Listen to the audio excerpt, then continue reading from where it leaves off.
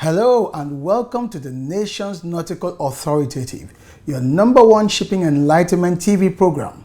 It's NIMASA This Week, the voice of maritime. NIMASA This Week is brought to you by the Nigerian Maritime Administration and Safety Agency, statutorily saddled with the responsibility for regulating and promoting maritime activities within our shores. My name is Ubong Essien, and as always, I will be your guide on this voyage.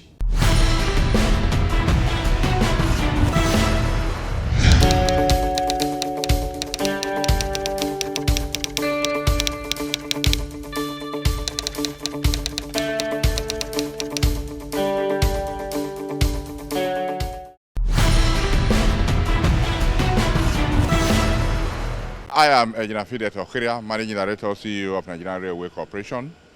You are watching NIMASA This Week, the voice of maritime. Please stay tuned. NIMASA This Week, the voice of maritime, showing on these stations.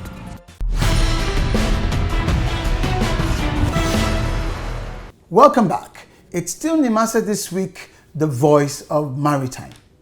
As you may know already, Nigeria is the largest maritime player within the Gulf of Guinea. Yes, in terms of shipping destination, in terms of infrastructure and cargo throughput. Nigeria is also the largest player in terms of maritime manpower. We're talking about maritime labor. So, any attempt at regional collaboration and cooperation cannot be said to be complete without the involvement and the investment of Nigeria. Little wonder, the twin team from the United Nations Office on Drugs and Crimes, the UNODC, and the European Union, the EU, came calling to the headquarters of NIMASA in Lagos to engage with Dr. Bashir Jamoh, the Director General of NIMASA. You'll get to find out all that transpired during that engagement on the DG's diary. Also on the program, we have a special report on ballast water. What is ballast water in the world of shipping? Why do vessels bear ballast water? And how is ballast water managed? You get to find that out on our special report.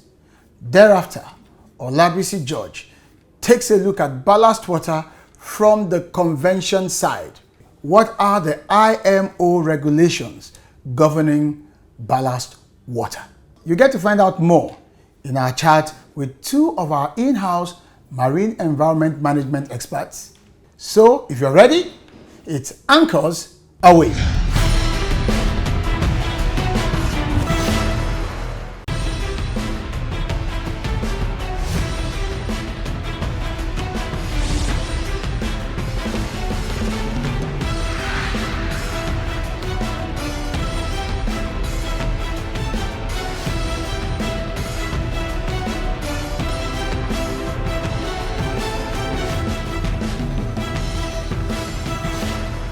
A joint delegation from the United Nations Office on Drugs and Crimes and the European Union was at the Nigerian Maritime Administration and Safety Agency head office to support the agency and Nigeria's efforts on maritime security in the country and the Gulf of Guinea.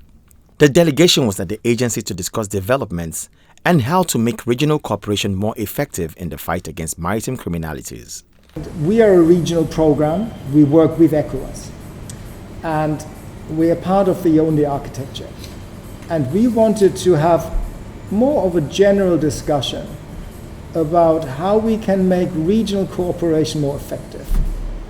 What opportunities are there for streamlining the system, making sure that it is more operational rather than theoretical. And what really is required is Nigerian leadership. Nigeria is the big power in the region, and in order for anything to happen, Nigeria needs to take action of it.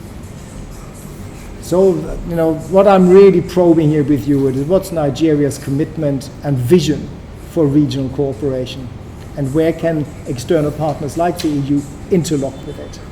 The delegation, under the support of West Africa Integrated Maritime Security Project, promised to further assist the agency with more equipment as well as training of personnel to increase their capacity.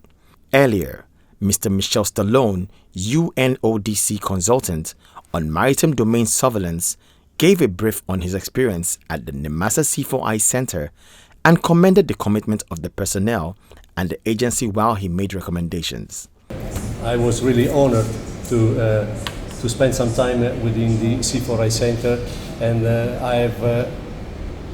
I've really appreciated the level of commitment and motivation of the staff, which went beyond any expectation. So it's a credit which goes to NIMASA and the government of Nigeria for the good efforts.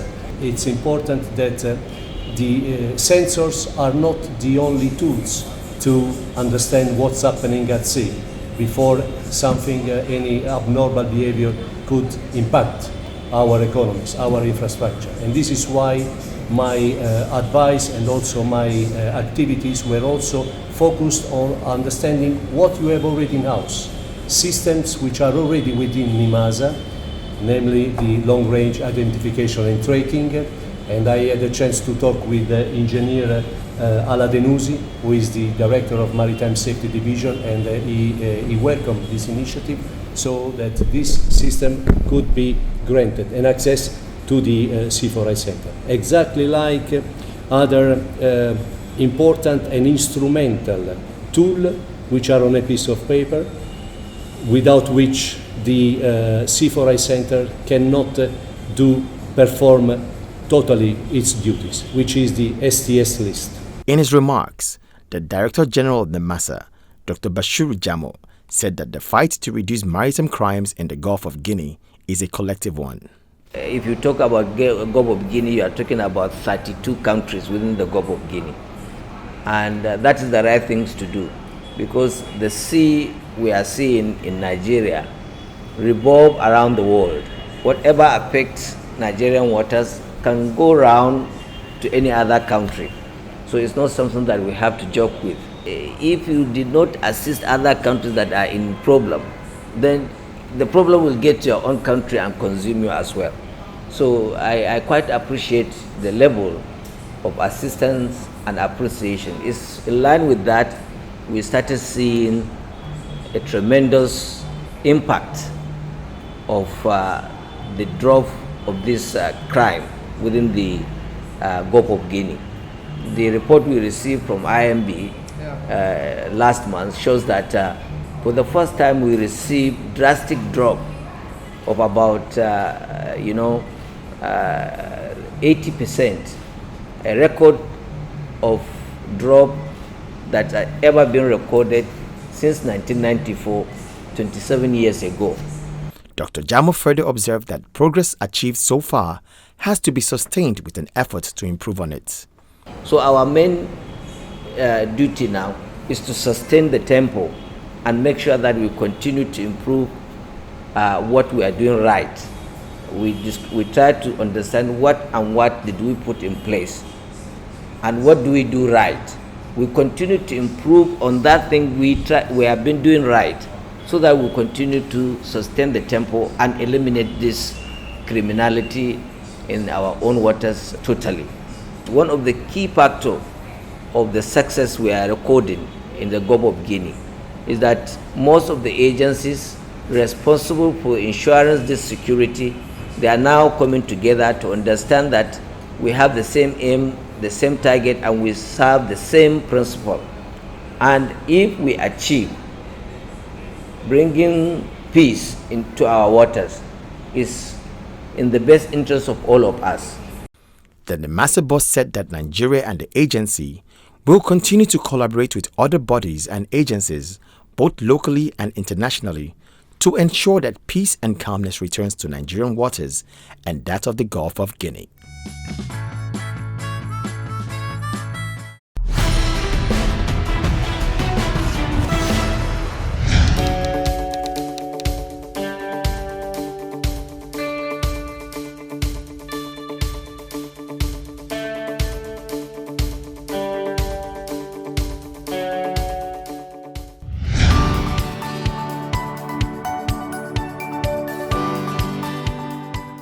Ships have always required ballast to operate successfully and safely.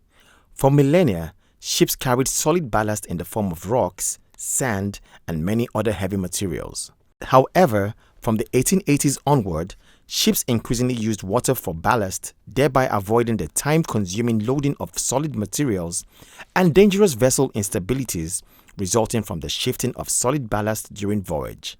Over 200 years ago, we were basically using some other solids aside water for the purposes of ballasting, like sand and wood and stones and all that. It was very cumbersome, but with contemporary ships, ships that are built with steel, ballast water became the most practicable means of attaining that safety precautionary requirement.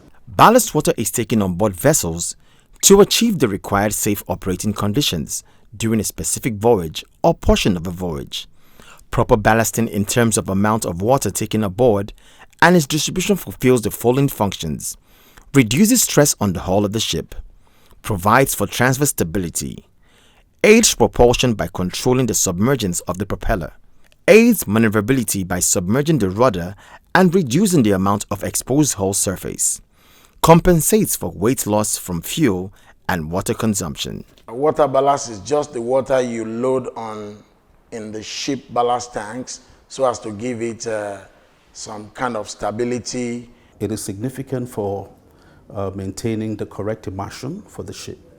When the ship has offloaded its cargo or her cargo, so you need ballast water to replace that weight of the cargo that has been replaced. And aside from that, also it helps in maneuverability. So it's actually a safety precaution that ships use. While ballast water is essential for safe and efficient modern shipping operations, it may pose serious ecological, economic, and health problems due to the multitude of marine species carried in ships' ballast waters. These include bacteria, microbes, small invertebrates, eggs, cysts, and larvae of various species. The transferred species may survive to establish a reproductive pollution in the host environment, becoming invasive, outcompeting native species, and multiplying into pest proportions. The spread of invasive species is now recognized as one of the greatest threats to the ecological and economic well-being of the planet. For example, water hyacinth, which was alien to Nigerian waters before the 1980s, came into being as a result of improper management of ballast water and has since infested our waters. Environmental implication is that there are pathogens in the water in every regions of the world. So if you bring pathogens from one country and then you dump it in another country, so if you do that more frequently, there will be a time that those pathogens you are importing from another country, they might overpower, your own natural habitat, the local microorganisms in your own environment. So it is not good. You can even import disease like that from one country to another just by transferring ballast. And then there are economic impact. There are instances where these certain organisms were introduced into some communities in the Mediterranean, and the fishing community was sacked because that organism that was introduced was able to outcompete with the fishes, which was the staple of that community. And they got extinct, and the fishermen lost their jobs. So it has economic impact. The global community, under the administration of International Maritime Organization, has adopted the International Convention for the Control and Management of Ship Ballast Water and Sediments 2004.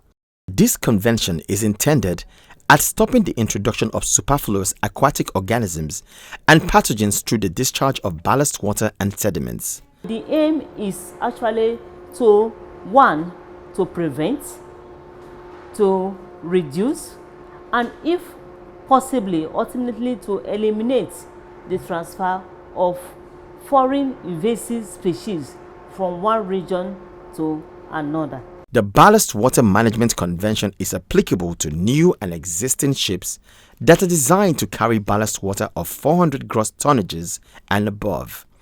The Ballast Water Management Convention requires that each ship shall have on board a valid certificate, a ballast water management plan, and a ballast water record book. So if you look at it, it became more or less mandatory that ships should have some management system of ballast water. So within the ship, you're going to have the ballast water management book where you record all your transactions and all that. You have the management plan that shows us exactly the procedure that that the ship, has in place to manage ballast water, and then also the ballast water management certificate, which shows the level of compliance. Of course, that is given to the vessel after survey. I remembered when I was coming from Singapore and we were coming to Lagos. So what we do is we did a flow-through style of ballast water exchange.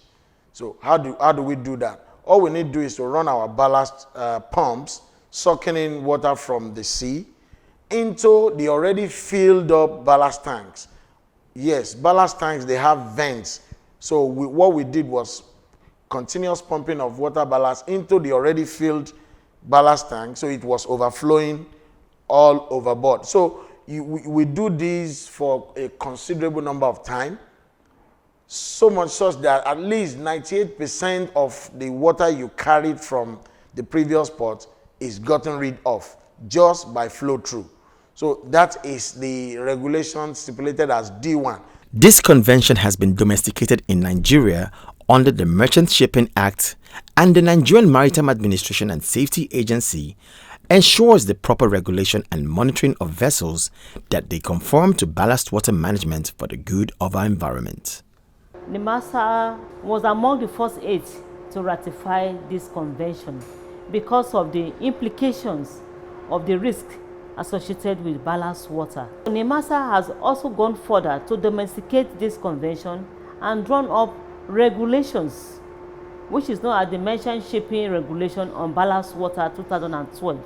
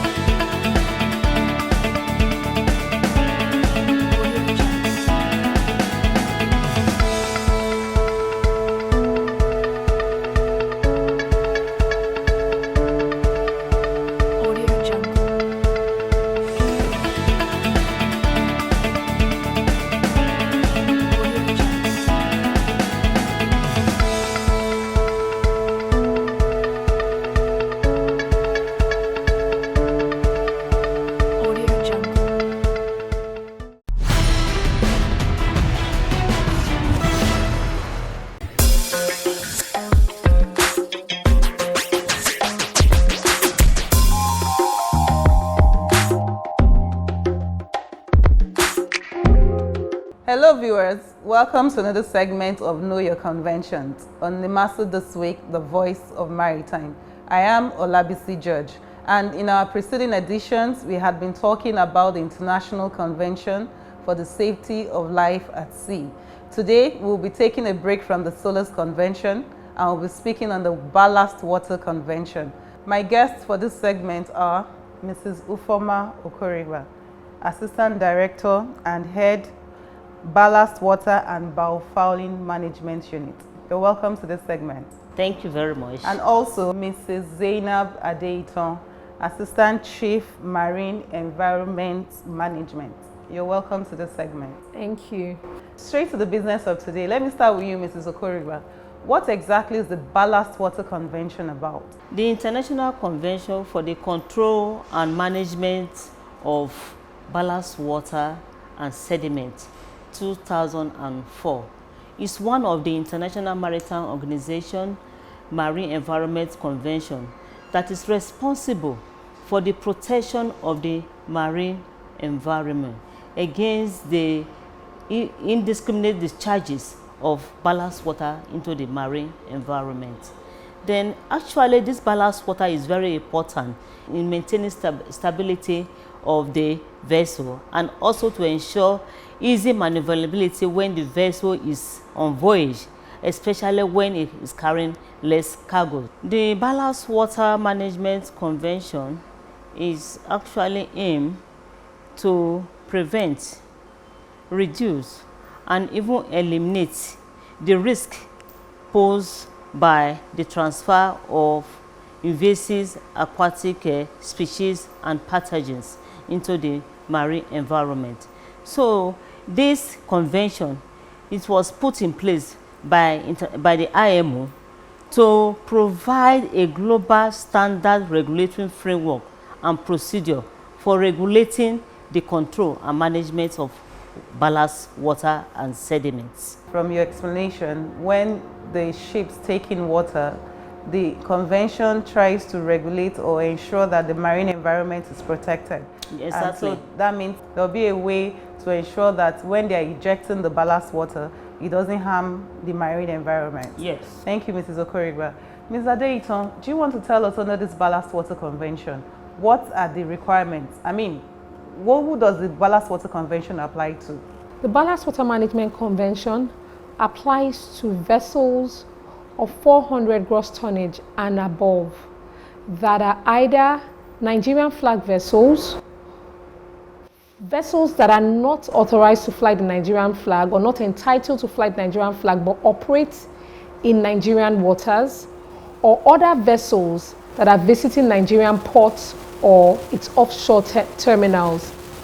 However, the convention does not apply to vessels that are not designed or constructed to carry ballast water, vessels that have permanently sealed ballast water tanks, and military or government-owned vessels that engage strictly in government services or non-commercial business. Is there any gross tonnage of those vessels, or it applies to all vessels irrespective of gross tonnage? The convention does not apply to vessels that are less than 400 gross tonnage. Okay, so Mrs. Okorigba, what are the requirements of vessels of 400 gross tonnage and above under the Ballast Water Convention? Under the Ballast Water Management Conventions, the vessels are required to be surveyed, inspected, and certified. And they are expected to also carry the following documents on board. One of them is the International Certificate on Ballast Water Management, the Ballast Water Management Record Book, the Ballast Water Management Plan, and also for domestic and cabotage vessels, they are supposed to carry also the exemption certificate on ballast water management. Okay. Mrs. Adeiton, what is the role of NIMASA in ensuring the compliance with the Ballast Water Convention? The agency has put in place procedures and processes towards ensuring that Nigerian flag vessels meet with the requirements of the IMO as already stated. When you say the IMO, you mean the International Maritime Organization? The International Maritime Organization, yes. And the requirements of the IMO is the minimum standards set under the convention? Yes. For Nigerian vessels to which the convention applies, they're required to apply to the agency through the DG CEO to the department for approval of their ballast water management plans, the issuance of the ballast water management exemption certificate, and that's for vessels that trade strictly in Nigerian waters. Then they apply to the agency for authorization for their vessels to be surveyed for the issuance of the International Ballast Water Management Certificate. And then lastly, the agency has made available ballast water record books at all of our zonal offices, and they're available for purchase.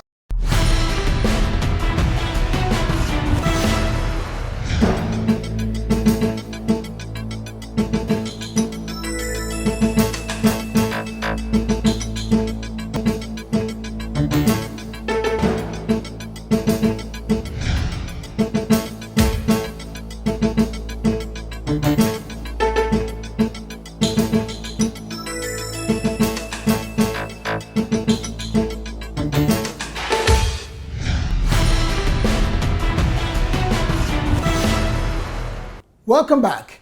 It's still NIMASA This Week, the voice of maritime. You can continue this conversation by engaging with the DG of NIMASA on Instagram, Facebook, YouTube, and LinkedIn. Also keep in mind that the DG of NIMASA continues to write through his weekly column, The Maritime Mandate. It's in the Guardian newspapers every Wednesday. And this week, DG is talking about the resilience of NIMASA despite the pandemic.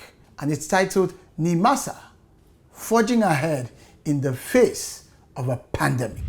Also, our NIMASA official social media handles are displayed on your screen. Let's keep the conversation rolling. For those of you doing business in the maritime sector, or if you are a maritime industry wannabe, remember the maritime industry and the shipping world is a highly regulated sector. There are rules. Most of these rules are international rules driven by the conventions of the International Maritime Organization, the IMO. NIMASA has already domesticated a lot of these conventions into laws, and you cannot practice in Nigeria's maritime domain without compliance.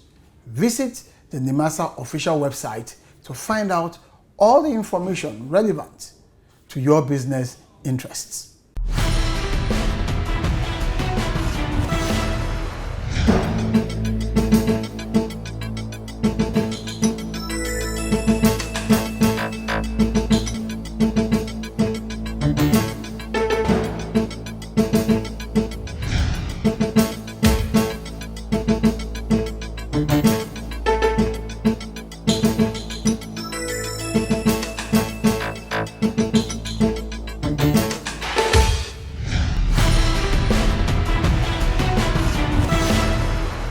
Thank you for watching today's episode of NIMASA This Week, the voice of maritime.